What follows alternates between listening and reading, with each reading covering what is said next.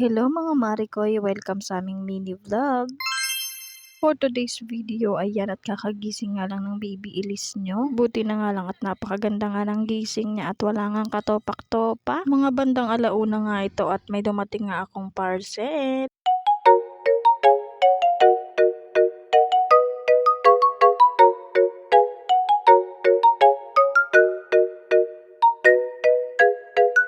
Hindi ko na nga ipapakita yung dumating na parcel ko dahil baka bawal. Kaya ayan, tinakpan ko na nga dahil bawal talaga siyang ipakita. Fast forward, ito nga ang bata. O diba, napakaganda nga ng kanyang ipit. Magsusundo nga pala kami ng mga oras na to. Kaya naman ayan, for the pretty nga ang person. Hindi na nga ako nakapag-video habang naglalakad nga kami dahil ang daming tao. Ito na nga lang yung binidyo ko nung nakauwi na nga kami. Yan nga pala yung mga pinabili niya sa school. O diba, puro candy. At ayan, nakabili nga rin ako ng mga ipit-ipit. Yung una kong pinapakita, hindi ako bumili niyan. Pinakita ko lang sa video kasi ang cute-cute din. Ito na nga yung mga binili ko kay Baby Elise. O diba, napaka-cute din naman. O diba, napaka-cute, colorful. At ito nga ang isa, puro lang siya black. Wala lang, type ko lang puro black. Ito naman yung mga candy pinabili niya. Hindi pa nga ubos yung iba, pero bukas na yung iba niyang candy. O diba, napakakulit na bata.